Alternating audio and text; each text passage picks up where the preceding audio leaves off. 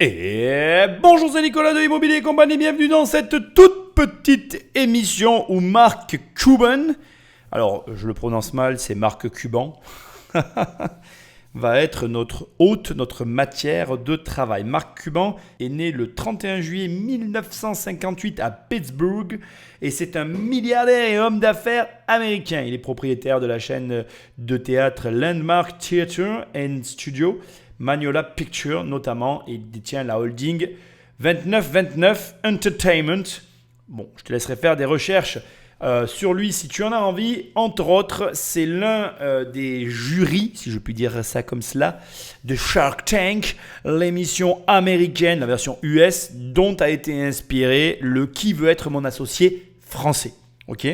Donc l'émission, elle est particulière parce qu'elle ne va pas durer très longtemps. Comme tu sais, je suis toujours sur mon gros podcast. Je travaille, t'inquiète pas. C'est une émission qui m'intéresse parce qu'on va parler des crypto-monnaies. Tu sais que ces dernières semaines, ça a baissé après avoir bien monté. On ne va pas faire d'analyse de crypto dans cette émission.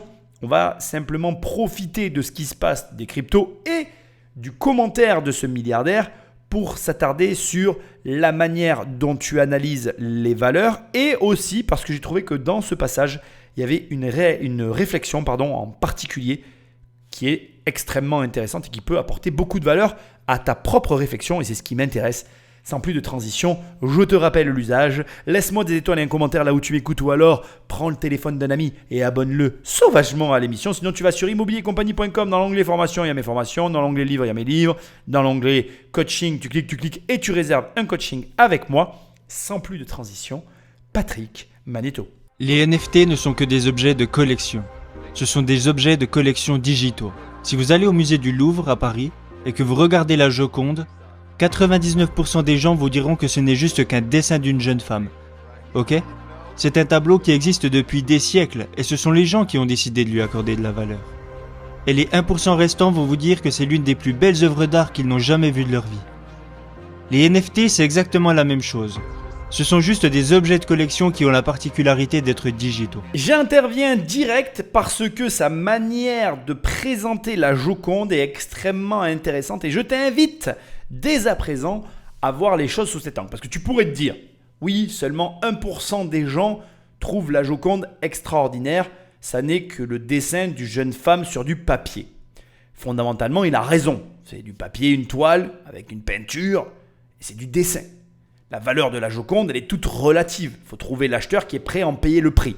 Aujourd'hui, on est tous à s'accorder sur le fait que c'est un tableau exceptionnel de Léonard de Vinci, blablabla. Mais là où il veut en venir, c'est que si on prend intrinsèquement ce que c'est, ça n'a probablement pas la valeur affichée. Mais paradoxalement, on est tous aujourd'hui d'accord. Le message qu'il envoie, c'est qu'il regarde bien plus ce sur quoi l'ensemble d'une population s'accorde que la chose sur laquelle il s'accorde. C'est subtil et pourtant, en ce qui te concerne, c'est extrêmement important. Je vais te prendre un exemple de quelque chose que tu ne sais peut-être pas et qui est très intéressant. On va parler des montres.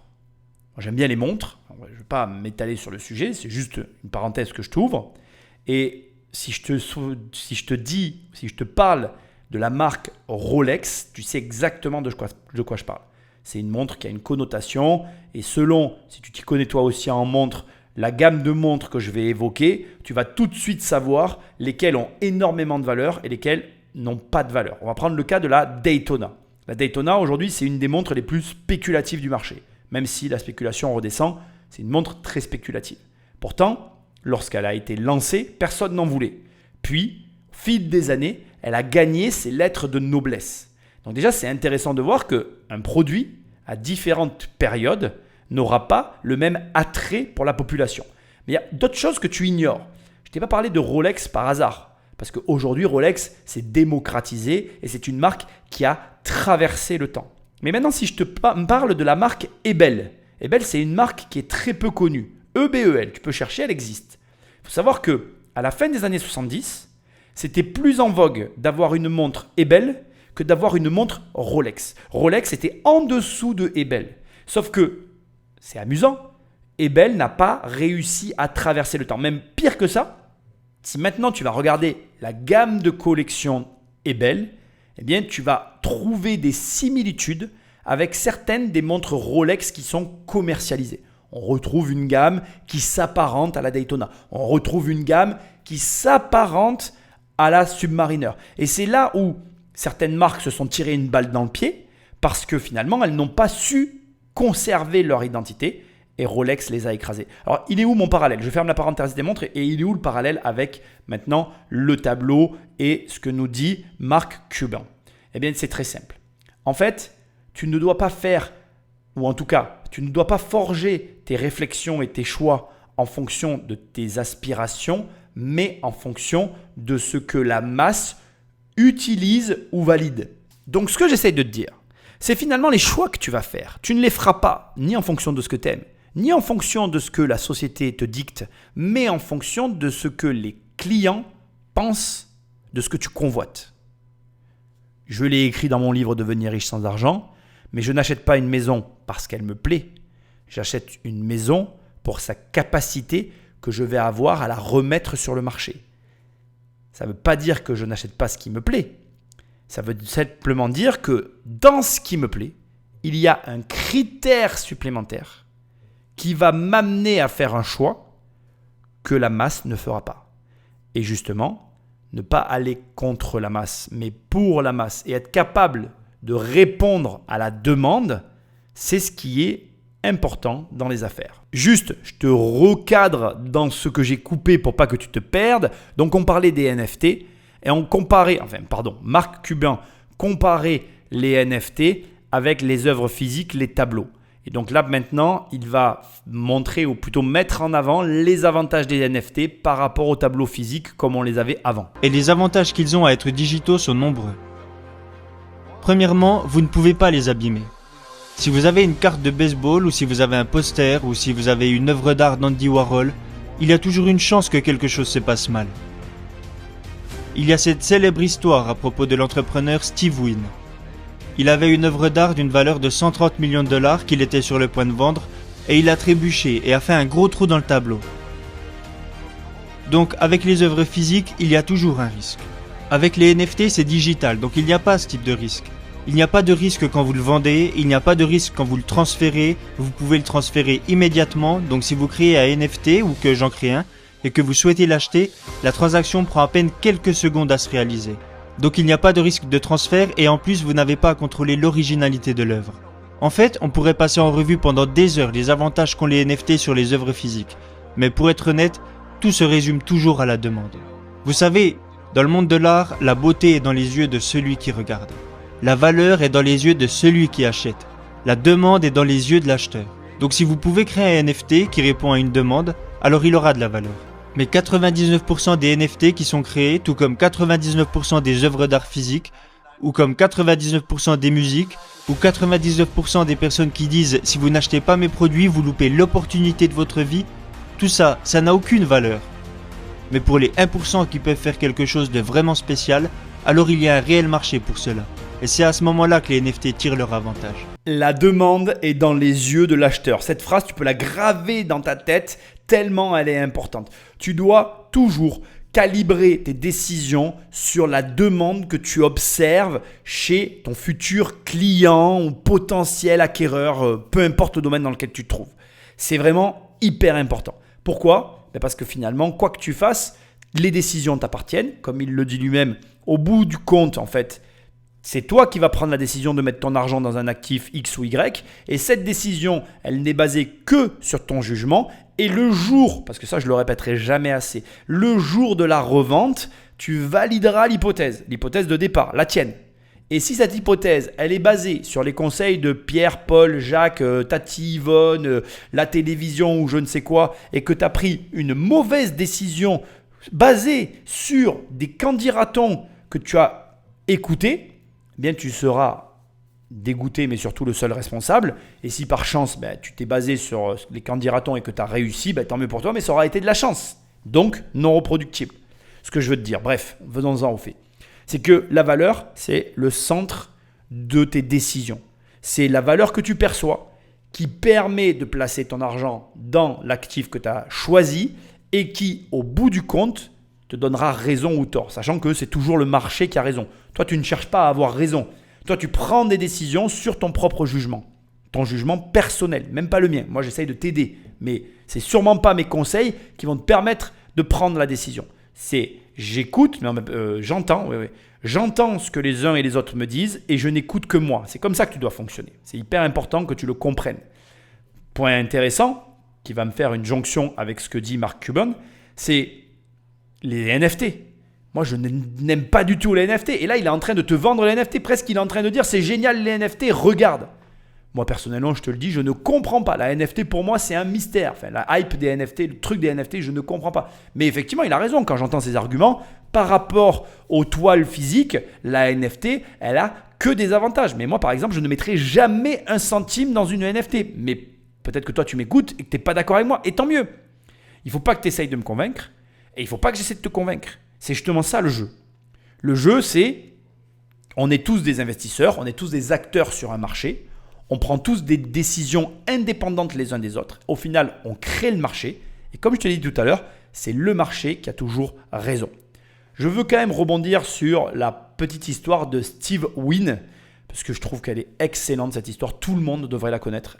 Rien que pour ce podcast, rien que pour cette histoire, ce podcast est d'utilité publique, pardon.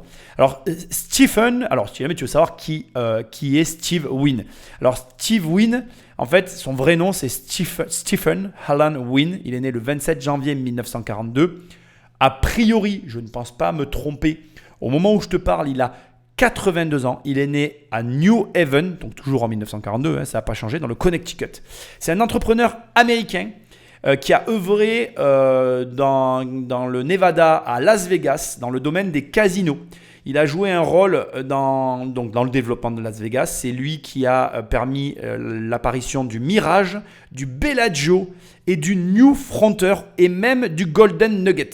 Sa fortune est estimée à 3,4 milliards de dollars au moment où je te parle, cette année en 2024. Et il a été naturalisé monégasque, si tu te demandes. Et je trouve son histoire fabuleuse parce qu'elle te montre une leçon que tu dois retenir pour le restant de ta vie. Aucun placement n'est sûr. Aucun. Qu'est-ce qu'on te dit sur les grandes fortunes intergénérationnelles qui traversent le temps? Tu sais, les fortunes comme les fortunes italiennes ou même les familles royales d'Angleterre, etc. Qu'est-ce qu'ils font avec leur argent? Œuvres d'art, or, immobilier. C'est ce que tu entendras toujours. C'est les placements les plus sécuritaires des grandes fortunes, c'est ce qu'ils font tous. Et regarde, les œuvres d'art qui figurent parmi ce classement. Le mec fait un trou dans le tableau alors qu'il allait le vendre des dizaines de millions. Le tableau, il ne vaut plus rien. Ça te montre que le risque est omniprésent, peu importe ce que tu fais. Le risque fait partie du jeu. Le mieux que tu puisses faire, c'est apprendre à vivre avec, mais surtout, comprendre comment le gérer. Voilà, c'est la meilleure chose que tu puisses faire. Donc, réfléchis-y, parce que la plupart des gens ne veulent pas perdre de l'argent, mais ils en perdent parce qu'ils n'agissent pas, alors qu'ils devraient, au lieu de réfléchir à comment ne pas perdre de l'argent, se demander de comment ils peuvent apprendre à gérer les risques des investissements qu'ils s'apprêtent à faire. Quand tu sais gérer les risques, il n'y a plus de problème. Je suis obligé de le préciser, il n'y a pas de moyen d'anticiper le trou que tu vas faire dans un tableau. On est d'accord. Mais le fait est que quand tu es milliardaire, je te le précise, Stephen Wynn a plusieurs tableaux. Si jamais tu te demandes comment ça s'écrit, c'est STEVEWY2N. Il y a beaucoup de similitudes entre le marché des crypto-monnaies et le marché des actions. Il y a un truc que je dis tout le temps, c'est que tout le monde est un génie quand le marché est haussier. Lorsque le marché est haussier, tout le monde vous dira quelles actions ils achètent. Mais quand le marché baisse, alors là, tout le monde devient tout à coup beaucoup plus silencieux.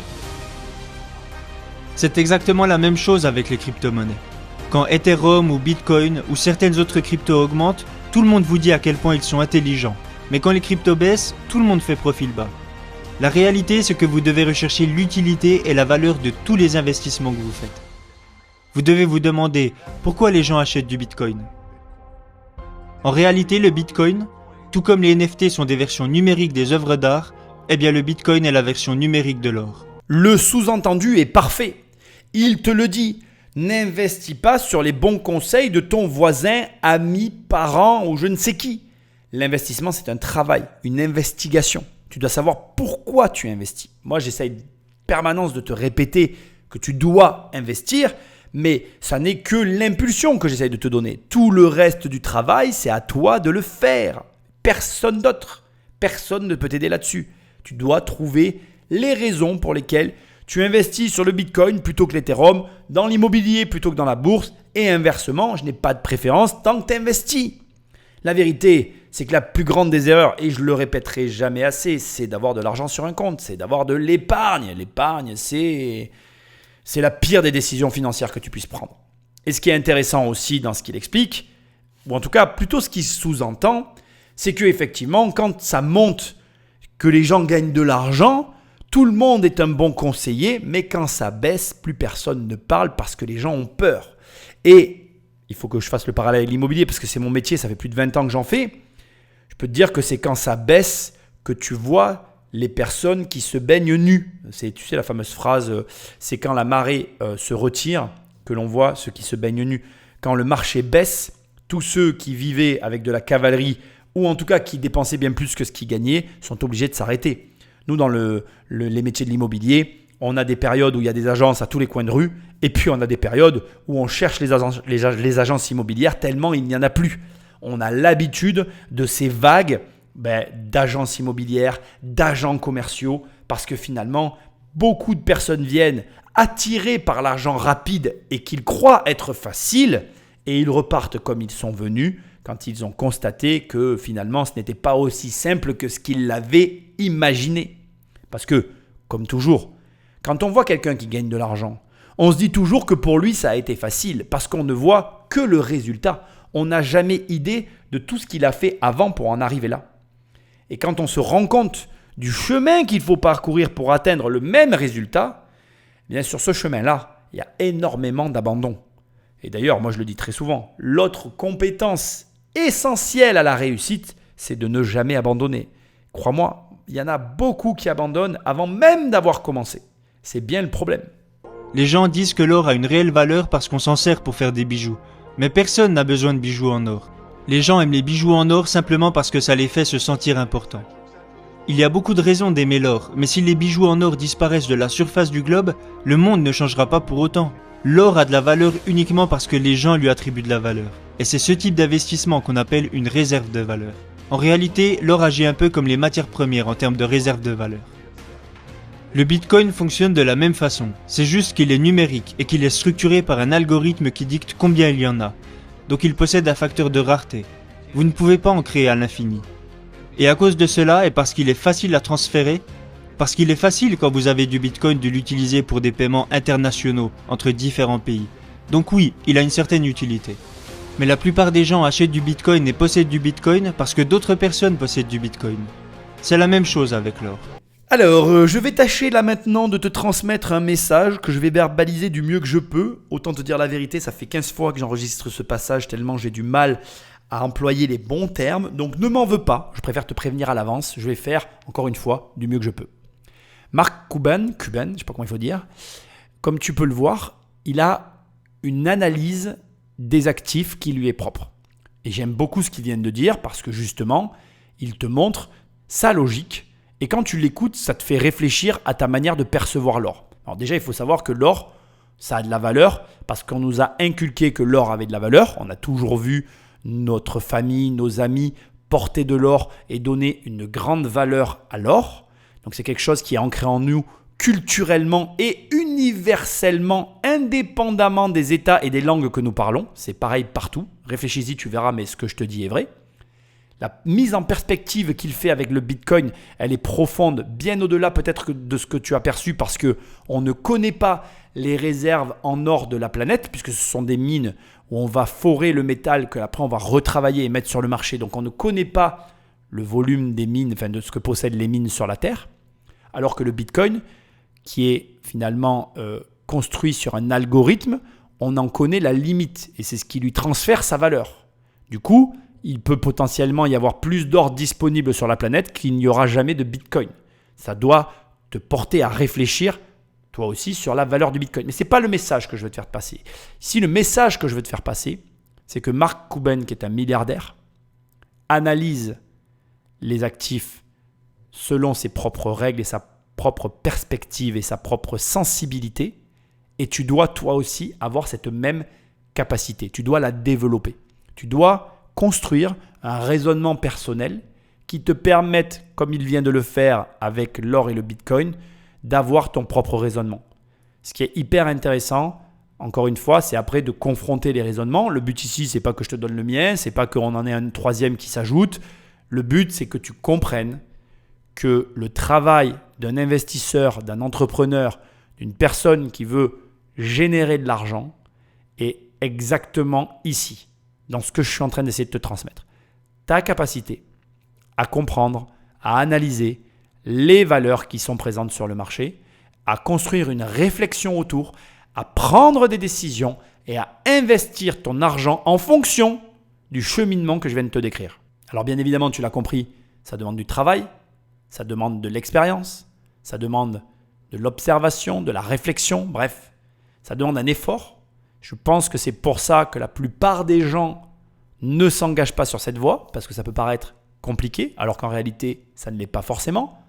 Maintenant, c'est une compétence que tu dois développer. C'est obligatoire. J'insiste, tellement c'est important. J'espère avoir fait passer le message correctement. En tout cas, c'est le meilleur enregistrement de tout ce que j'ai réalisé que tu es en train d'écouter. Magnéto Patrick. Vous savez, les gens racontent beaucoup de conneries. Le Bitcoin est un bouclier contre l'inflation, l'or est un bouclier contre l'inflation. Non, c'est faux. C'est faux. Nous avons eu beaucoup d'inflation en 2022 et le Bitcoin n'a pas pris de valeur. Nous avons eu beaucoup d'inflation en 2022 et l'or n'a pas pris de valeur. Ils sont plus ou moins restés au même niveau de prix. Et donc vous devez comprendre que si vous achetez du Bitcoin, c'est une valeur de réserve. Et comme toute autre valeur de réserve, que ce soit l'or ou d'autres actifs, le prix est basé sur l'offre et la demande. Lorsqu'il y a plus de vendeurs que d'acheteurs, le prix diminue. Quand il y a plus d'acheteurs que de vendeurs, le prix augmente. Et encore une fois, ce n'est pas très différent du marché boursier.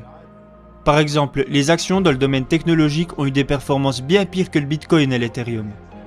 Pour l'Ethereum, en réalité, c'est un peu différent. L'Ethereum, en réalité, a un certain niveau d'utilité, que vous pouvez utiliser concrètement pour réaliser des transactions. La plupart des NFT sont achetés et vendus sur la blockchain Ethereum. Donc avant d'acheter un NFT pour 100 Ethereum, vous devez préalablement avoir 100 Ethereum. Et donc plus il y a de la demande pour des NFT ou des cryptos basés sur la blockchain Ethereum, et plus le jeton Ethereum prend de la valeur. Et donc lorsque je veux investir sur une crypto, c'est la première question que je me pose. Quelle est son utilité principale? Quelle valeur apporte-t-elle? C'est pour ça que je possède plus d'Ethereum que de Bitcoin. Ce que je trouve extrêmement intéressant dans son raisonnement, c'est qu'il ajoute toujours la dimension d'utilité aux placements, aux actifs qu'il observe ou dans lesquels il est investi. Il a une préférence pour l'Ethereum parce que l'Ethereum est utilisé, est un protocole, non, c'est pas le bon terme.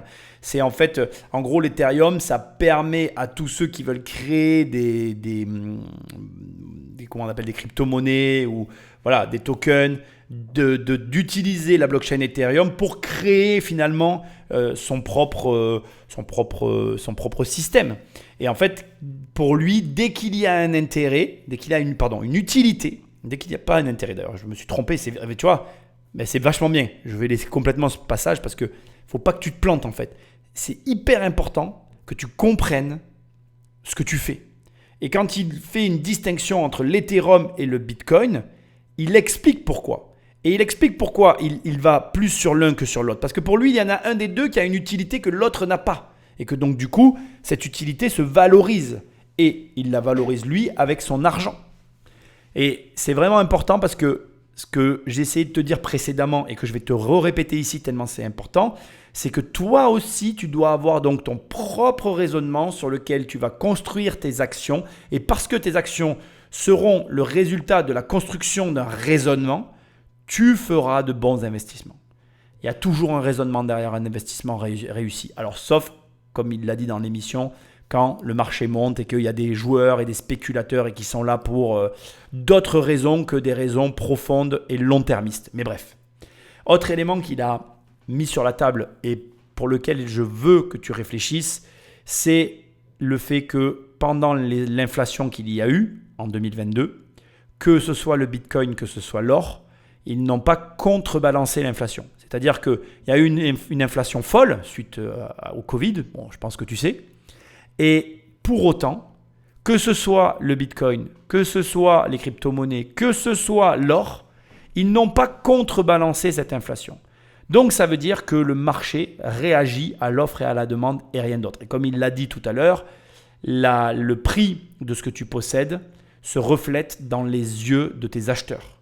Si ce que tu as a de la valeur pour beaucoup d'acquéreurs, ça aura toujours de la valeur. Mais si ce que tu possèdes n'a plus de valeur ou n'a pas de valeur dans les yeux de tes acquéreurs, alors tu auras du mal à le vendre.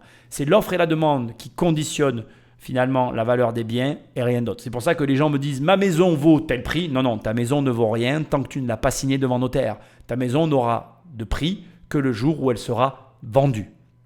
Ton travail, bien évidemment, c'est d'arriver à sortir une évaluation qui se rapproche de la réalité, mais la réalité n'existera que quand elle sera payée. Et donc, ça nous amène finalement à la leçon de ce qu'il vient de dire, c'est que quand tu achètes un actif, tu dois toi en fixer la propre valeur, celle qui te convient à toi, celle à partir duquel, celle au prix où quand tu vas payer, il n'y aura pas une seule hésitation. C'est valable pour tout, l'immobilier, la bourse. Tu verras que dans cette émission, il va te donner les prix auxquels lui, il achète. Ça veut dire qu'il y a des prix au-dessus duquel il n'achète pas, des prix en dessous duquel il achète sans réfléchir. Et s'il est capable de te donner ces prix-là, c'est qu'il a construit une réflexion. Et si tu copies bêtement ces prix, sans construire de réflexion, tu ne suivras pas le cours de l'actif sur lequel tu t'intéresses. Parce que par exemple, moi je continue d'acheter malgré que les prix aient énormément évolué sur mon secteur. Pourquoi ? Parce que je suis le marché immobilier. Je suis capable de te dire ça a augmenté, ça a baissé, j'achète encore au bon prix en fonction de tant d'années et j'achète mal, j'ai bien acheté, j'ai mal acheté, etc. Mais cette expérience, cette connaissance, il faut la développer. Il ne faut pas bêtement la copier. Et c'est ce que j'essaye de t'expliquer dans cette émission. Développe tes compétences et tes connaissances et tu auras de l'argent. Ne les développe pas, mais ne viens pas te plaindre si tu en perds ou pire, si tu n'en gagnes pas. Enfin, pas à gagner, mais faire. Mais tu as compris. Tous les jetons crypto ou les actions contiennent un certain niveau de spéculateurs. Les gens qui ne sont pas des investisseurs long terme, ils veulent juste en acheter parce qu'ils pensent que la valeur va augmenter. Et donc quand un marché perd ses spéculateurs, et on en perd pas mal en ce moment parce que les taux d'intérêt sont hauts, parce que si vous avez le choix d'investir ou de mettre votre argent durement gagné à la banque à 0,1% d'intérêt, vous prendrez probablement le risque de spéculer davantage. Mais c'est comme ça que ça se passe. Et donc à ce stade, ce que j'essaie de faire, c'est de chercher à voir s'il y a un actif qui est devenu si bon marché qu'il est temps de vraiment le regarder attentivement et d'en acheter. Quand Ethereum descendra en dessous de 1800 $, j'en achèterai un peu. Si Bitcoin redescend à moins de 28 000 $, j'en rachèterai un peu. Parce que c'est très difficile de prédire jusqu'où une crypto peut descendre. Donc je ne fais jamais de all-in. N'investissez jamais dans quelque chose parce que quelqu'un vous dit que c'est cool ou que c'est un domaine qui va prendre de la valeur et que c'est le prochain gros truc à ne pas louper. Ça ne fonctionne jamais. Investissez parce que vous avez une raison fondamentale de le faire. On va commencer par la fin. Il a complètement raison, mais je le répète assez depuis le début de l'émission. Tu dois construire ton propre raisonnement pour prendre les décisions basées sur ce raisonnement. Et à ce moment-là, tu gagneras de l'argent, voire même beaucoup d'argent. Parce que ça découlera de recherche, d'un travail. Il n'y a pas d'autre manière de toute façon. Qui a dit qu'on gagnait de l'argent sans rien faire ? Sûrement pas moi en tout cas, ça c'est sûr. Mais c'est hyper important, il a raison. Que la masse ou que les gens autour de toi t'alertent et que tu t'y intéresses parce que quelqu'un t'en a parlé, c'est une chose. D'agir sans réfléchir et sans comprendre en est une autre. Par contre, maintenant je t'amène sur l'intro, là, ce qu'il a dit, ce qu'il vient de dire, qui est aussi hyper intéressant je trouve. C'est que sur tous les marchés, il y a une masse de spéculateurs et que ces spéculateurs vont et viennent en fait finalement au gré des aléas du marché. Quand ça monte, il y a plus de spéculateurs parce qu'il y a plus de gens qui veulent gagner plus d'argent. Quand ça baisse, les spéculateurs s'en vont. Moi, je le répéterai jamais assez. En fait, tu gagnes de l'argent pour les jours où tu n'en auras plus, où tu vas en manquer et au pire, tu vas en perdre. Donc, quand tu gagnes de l'argent, surtout, investis-le. Mais ça, tu le sais, je te le répète à chaque fois. Ça doit devenir une discipline. Ça doit devenir quelque chose de mécanique, quelque chose qui se fait et qui se met en place naturellement pour toi. Et ça doit être permanent. Donc, Les marchés montent et les marchés baissent. Et en réalité, tes comportements doivent s'inverser. Je m'explique. Quand un marché monte, la plupart des gens vont vouloir rentrer. Mais toi, tu vas vouloir sortir parce que tu seras rentré avant. Et quand le marché baisse, la plupart des gens vont vouloir sortir pour limiter leurs pertes. Et c'est le moment où tu vas vouloir rentrer. J'ai complètement conscience que ce que je suis en train de te dire est très très difficile à mettre en place, surtout au début. Mais pourtant, je te garantis que c'est vraiment la manière la plus sûre de gagner de l'argent. Par exemple, pendant le Covid, les prix ont explosé à la hausse. J'arrêtais pas de dire à qui voulait l'entendre, vendez vos maisons, bordel. Vous avez accumulé une réserve de valeur qui est surévaluée de 30%. Prenez l'argent. Quand ça va se cracher, vous rachèterez moins cher ce que vous avez vendu plus cher. Et c'est en train de se vérifier. Et là, on est en train de rentrer dans un marché d'acheteurs. Et là, les gens ne veulent plus acheter. Pire, ils veulent garder souvent ce qu'ils ont acheté trop cher.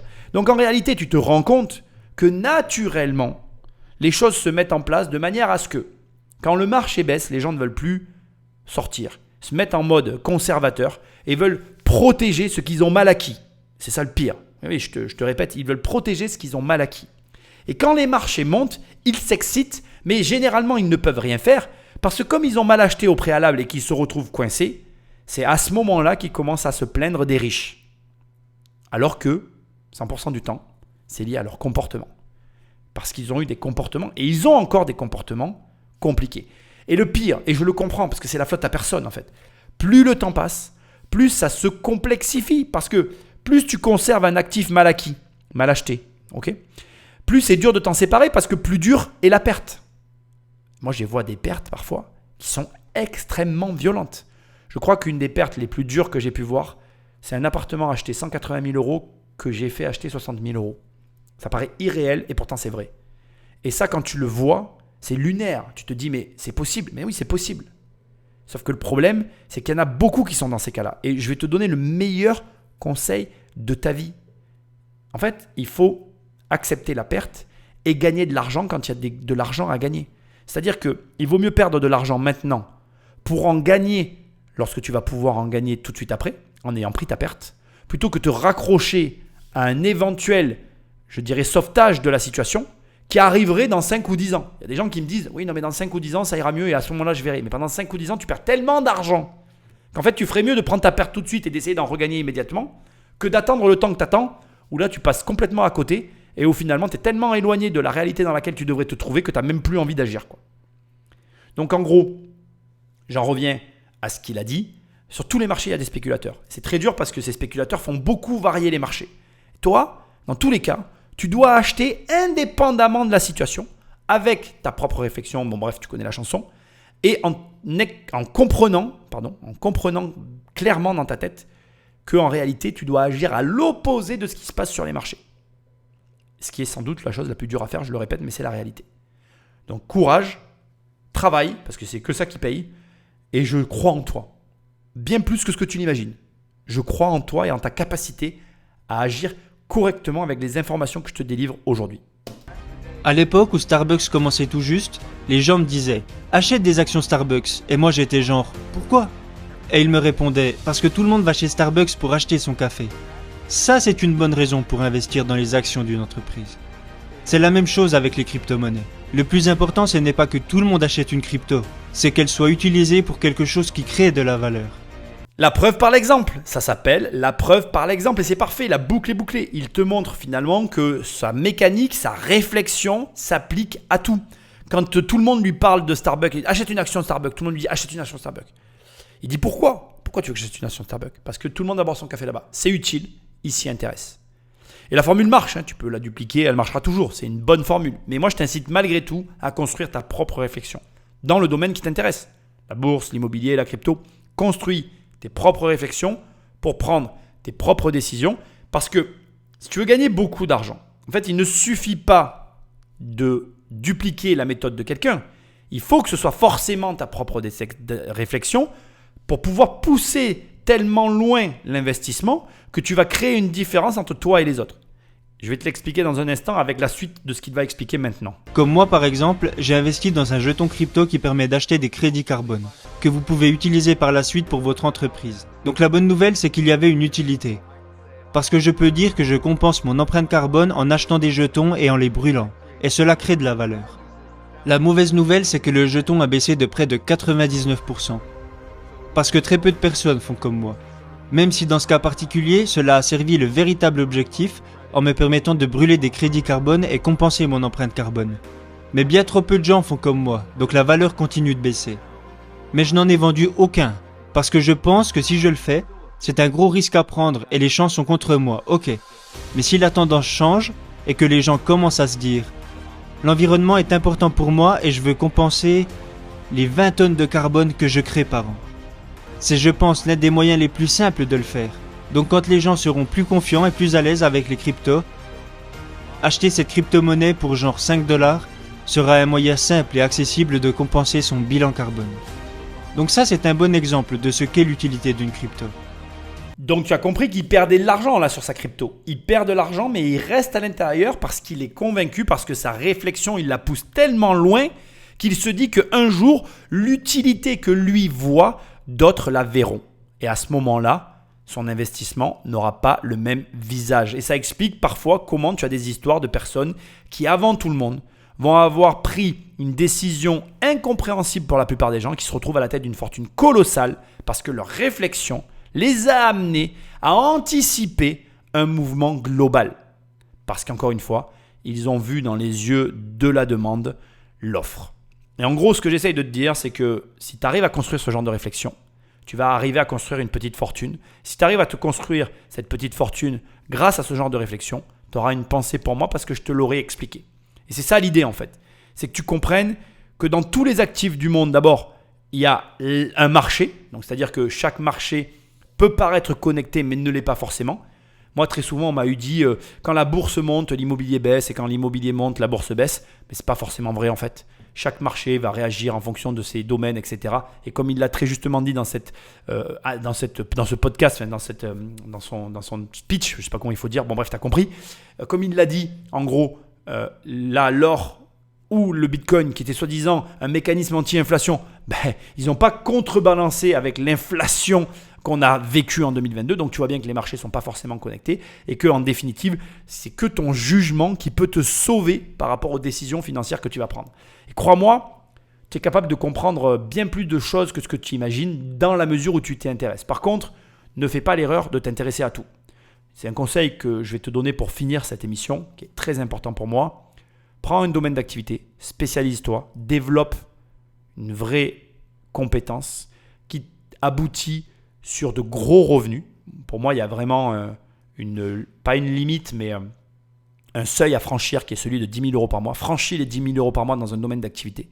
Quand tu les auras franchis, à ce moment-là, tu pourras commencer à te diversifier, mais pas avant. Donc, je pense que tu es capable de bien plus de choses que ce que tu imagines, de compréhension, d'investissement et de tout ce que je viens de dire dans cette émission. Mais reste focus au départ sur un élément. Développe-le à son maximum et quand tu auras atteint la limite, là, tu pourras commencer à te diversifier. Certes, certains vont m'opposer l'argument qui consistera à dire « Ah oui, mais tu vas beaucoup t'exposer dans ce domaine. » Oui, mais en parallèle, tu vas développer une vraie compétence. Cette compétence va peut-être te permettre d'aboutir ou de déboucher sur de nouvelles opportunités. Et au moment où tu vas commencer à te diversifier, là, tu seras dans une position confortable. Moi, mon objectif, encore une fois, c'est que ton argent ne reste pas à la banque, c'est que tu évolues, c'est que tu réfléchisses. Pour ça, tu le sais, il y a mon site internet immobiliercompagnie.com, mon like, partage. Moi, je te dis à très bientôt dans une prochaine émission. Salut!